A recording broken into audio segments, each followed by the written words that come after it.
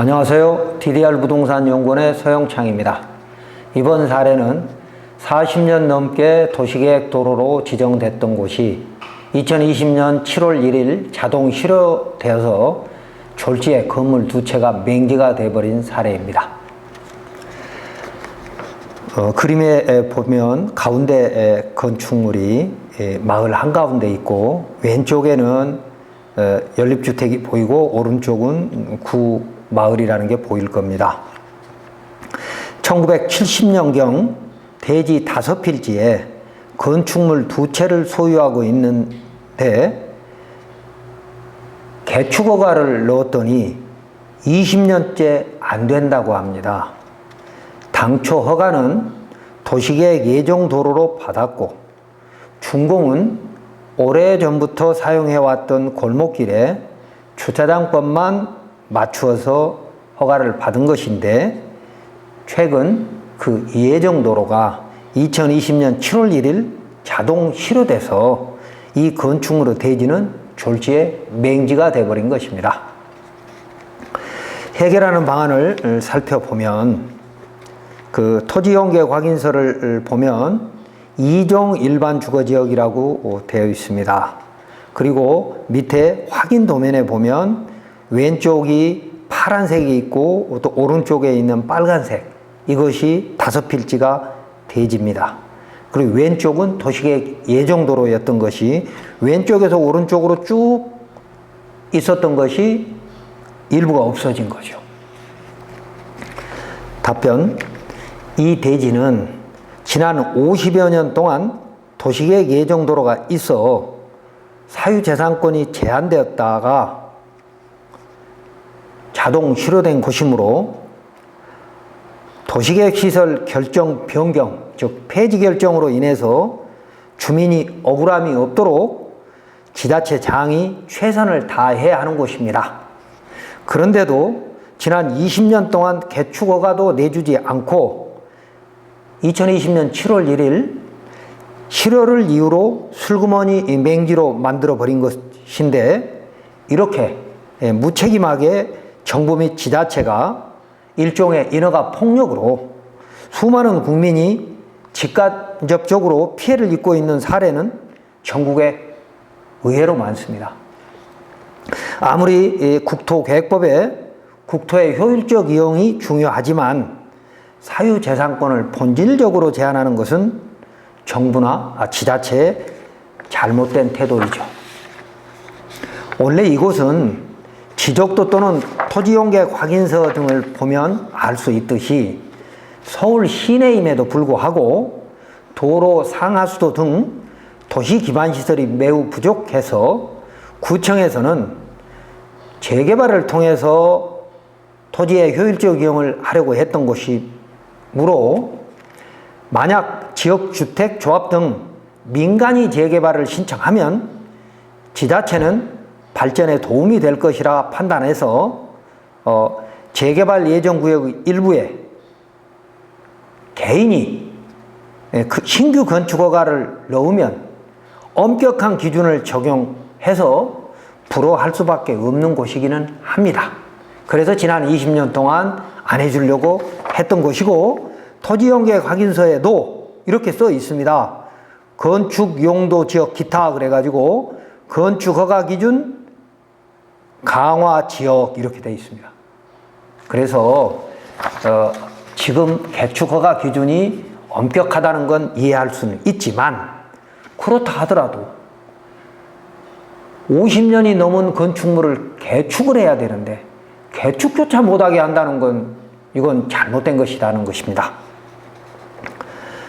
즉 아무리 지자체 도시계획 수립 및 집행에 지자체장의 재량권이 있다 하더라도 사유재산권의 행사인 건축허가에서 법률에 제한이 없다면 건축허가를 해주어야 하는 것이므로 허가 신청자는 이 진입로 규정을 여러 가지로 검토해야 하는데 구청에서는 대지의 건축허가 또는 사정결정을 접수하기 전에는 건축과 도시과 주택과 등의 입장이 각기 다를 수 있으므로 먼저 건축허가 또는 사전 결정을 신청해서 건축가의 공식적인 의견을 들은 후에 그 걸림돌을 하나씩 스스로 제거해 가야 되는 것이 순서입니다.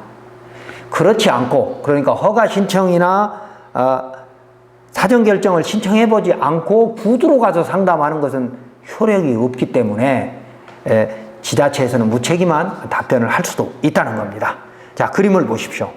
빨갛게 돼 있는 것이 전부 도시계획시설 예정도로이거나 도시계획시설 도로입니다. 그리고 도시계획시설 도로가 일부 폐지된 것, 그러니까 가운데 빨갛게 돼 있는 5필지 외곽에 파랗게 선을 그어놨죠. 그 오른쪽에 보면 도시계획시설 예정도로가 폐도된 흔적이 나옵니다. 자, 그래서 이 문제를 하나씩 풀어가야 한다면, 첫 번째, 건축허가에서 대지는 접도 의무가 있습니다. 즉, 건축법 제2조 도로에, 그러니까 건축법 도로에 2m 이상이 접해야만이 건축허가가 가능한 것입니다.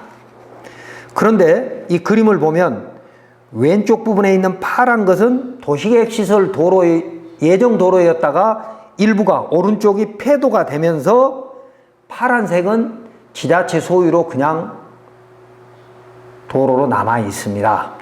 그렇기 때문에 이 도로하고 연결되면 접도 의무가 충족됐다고 볼 수 있습니다. 이 접도 의무의 도로는, 그러니까 대지는 건축법 도로, 통상 4m 이상이죠. 4m 이상은 건축법 도로에 2m 이상이 접해야 한다는 접도 의무는 그 도로가 통과도로이면 너비 4m 이상이 되어야 하고, 막다른 도로이면 그 막다른 도로의 깊이가, 골목길의 깊이가 10m 미만이면 너비가 2m여도 되고요. 막다른 도로가 10m에서 35m 미만이면 3m 이상이면 되고요. 또 그 골목길의 깊이가 35m 이상이 되면 그 골목길은 너비가 6m가 돼야 됩니다. 그래야 건축법 도로가 될 수 있습니다. 그래서 이 골목길의 길이가 35m 미만이라면 너비 3m로 만들어야 될 책임이 허가 신청자한테 있기 때문에, 개축허가 신청자한테 있기 때문에 그 3m 공간에 대한 소유권 또는 이용권을 확보하면, 여기서 이용권이라고 하는 것은 사용 승낙을 받거나 아니면 주의토지 통행권으로 승소를 하거나 이런 이용권을 확보하면 허가권자는 건축법 도로로 지정하면서 허가를 해줄 수 있는 것이죠. 그러니까 소유권을 또는 사용 승낙을 받으면 건축법 도로로 지정이 가능하고, 또 사용 승낙을 받지 못하고 주의토지 통행권으로 너비를 확보하면 해당 건축물의 출입에 지장이 없다라고 판단해서 허가해 줄 수 있는 것이죠. 자, 그런데 대지가 접도한 왼쪽 도로는, 그 왼쪽 도로는 아까 파란색으로 그려진 도로입니다. 도로는 이 그림에 나와 있듯이 구청 소유입니다. 지금 그림에 보면 앞에 전체적으로 나무가 있고, 나무 앞에 밑에 쪽으로 보면 포장된 도로가 보입니다. 이거에 지금 구청 소유 도로입니다. 그런데 이 토지용계 광인서에 의하면 이 도로는 도시계획 시설로서 구청 소유이고 지목이 도로이므로 이 도로에 접해서 진입로를 개설하면 될 것입니다. 건축허가 신청자는 말입니다. 개축허가 신청자는. 그런데 현재 이 도로를 다세대 주택이 그 경계에 철조망으로 막고 있습니다. 왜냐하면 그 도로는 지금 현재 이 도시계획 도로로 보는 이 도로는 원래 이 연립주택 내지는 다세대 주택을 허가받을 때 기부채납을 했던 겁니다. 그렇다 하더라도 기부채납이 돼서 지자체 소유이니까 이건 공도 맞습니다. 사용승낙이 필요 없는, 그 공도의 기능을 저해하지만 않는다면 사용승낙이 필요 없는 도로입니다. 그런데 이 철조망으로 막고 있는 그 경계선과 개축허가를 넣으려고 하는 그 땅은 고저가 3, 4m 차이가 있습니다. 그래서 이 차이를 어떻게 안전하고 효율적으로 차량 통행이 가능토록 할 것인지는 허가 신청자의 의무니까 건축사와 토목사무실이 함께 연구해야 됩니다. 그래야 건축법에 맞다는 것이죠. 건축법에서 진입로를 확보하는 목적은 긴급시 피난 차량 통행로와 그 건축물 이용자의 안전이거든요. 편리도 있지만 안전. 그 기준에 맞춰줘야 한다는 거죠. 자, 그런데 반대쪽 도로는 아까 토지용계 확인서도 그렇고 또 원래 허가를 받을 때도 왼쪽에 있는 도시계획 예정도로로 허가를 신청하되 준공 때는 반대쪽에 있는 원래의 마을길이 막다른 도로의 건축법 기준에 충족되니까 허가를 해줬던 거거든요. 자, 그래서 반대쪽 도로는 기존의 통과도로에 기존의 마을길에 연결되어 있습니다. 지적도로는 얼핏 막다른 도로처럼 보이지만 실제로 현장을 보면 통과도로입니다. 그래서 통과도로에 이 골목길이 연결이 되어 있기 때문에 허가가 가능했답니다. 골목길은 막다른 도로인 그 골목길은 이 개축허가 신청자 소유입니다. 자, 그 도로에서부터 그러니까 마을길이 통과도로인 마을길에서부터 이 대지까지 막다른 도로가 생기게 되는데 그 막다른 도로의 대부분은 본인 토지이고 아주 일부 한평 남짓되는 일부는 타인의 토지인데 현황은 도로입니다. 지난 40몇 년 동안 도로로 사용했던 것입니다. 자, 그런데 이 막다른 도로 길이가 35m가 되지 않으면 너비가 3m가 있으면 되지만 10m가 안 되면 2m만 해도 되거든요, 너비가.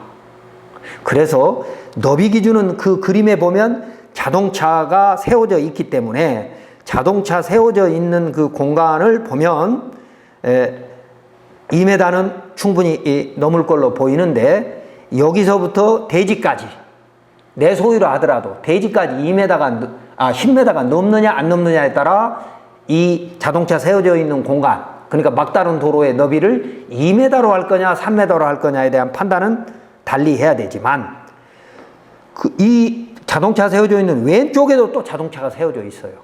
즉 이건 필지는 분할되었고 소유는 다르더라도 실제 이게 전부 진입로로 쓰고 있다는 것이죠. 자동차 통행이 가능하지만 건축물을 지을 수 없는 그런 공간인 것만은 분명해 보입니다. 자, 그래서 이 도로를 합한다든지 아니면 사용락을 받아서 이 도로를 만들면 된다는 것이죠. 자, 둘째, 대지에 건축할 건축물의 용도 및 종류와 연면적에 따라 다를 수 있죠. 대지에 건축할 건축물의 용도 및 종류와 그 연면적에 따라 골목길의 너비가 달라질 수 있는데 만약에 건축물 연면적이 2000제곱미터 이상이면 이 골목길은 6m 이상이 되어야만이 그리고 4m 이상이 접도해야만이 허가가 가능합니다. 그리고 다세대 주택을 지으려면 주차장법에 의해서 진입로 너비를 3.5m 이상을 요구할 수도 있으므로 건축사를 통해서 대지와 도로 관계 및 주차장법을 정확히 확인해 볼 필요는 있습니다.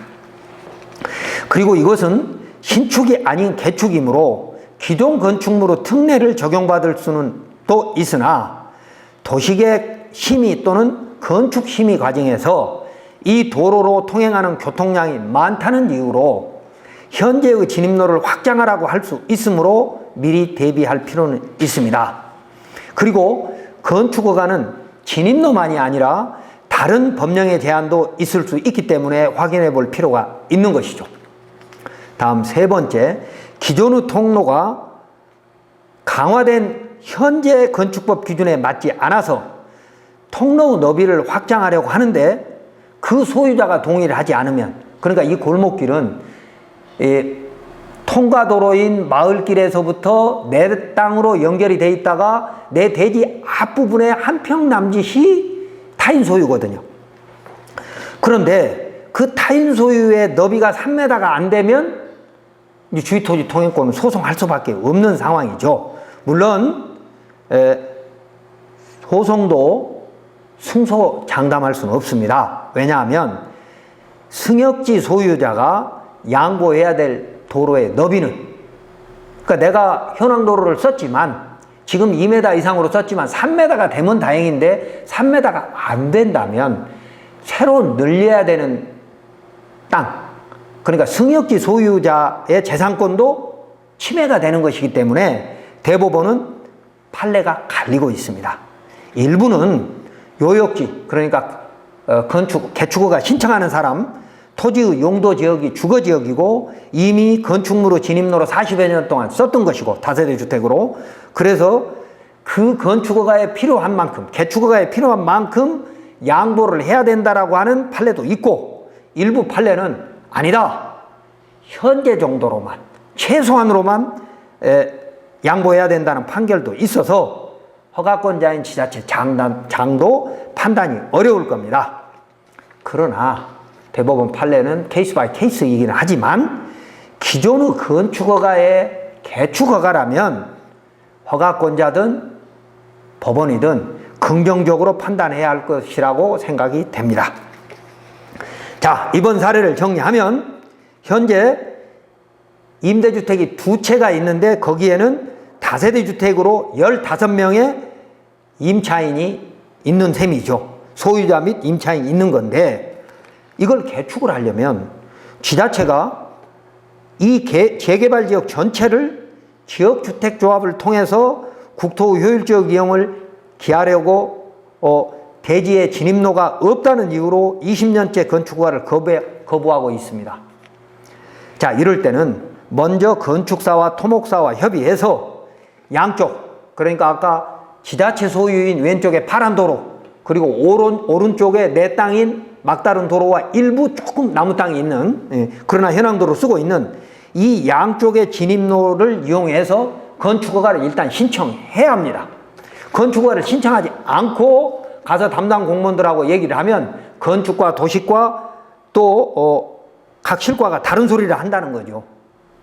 재개발을 담당해야 되는 그쪽 부서의 욕심과 건축가의 욕심과 도시계획시설 도로가 없어짐으로써 나머지 땅 도시계획시설로 볼 거냐 안 볼 거냐 하는 도시과의 욕심, 각각 다를 수 있거든요. 자, 그래서 일단 허가를 신청하고 허가청에서 접도 의무 미달에 대한 보완 명령을 하면 그때마다 그 걸림돌을 하나씩 해결해 가야 됩니다. 구청을 상대로 답을 얻으려면 반드시 공식적인 문서로 주고받아야 한다는 거죠. 그렇다면 지난 20년 동안 구청에 구두로 상담한 것은 법률적 효력이 없는 시간 낭비에 불과했던 겁니다. 그리고 필요시에 주위토지 통행권 확인 소송을 해야 된다면 또는 구청을 상대로 불허 취소 행정소송을 한다면 그런 걸 대비해서 미리 부동산 전문 변호사와 상담을 해두는 것도 중요한 것입니다.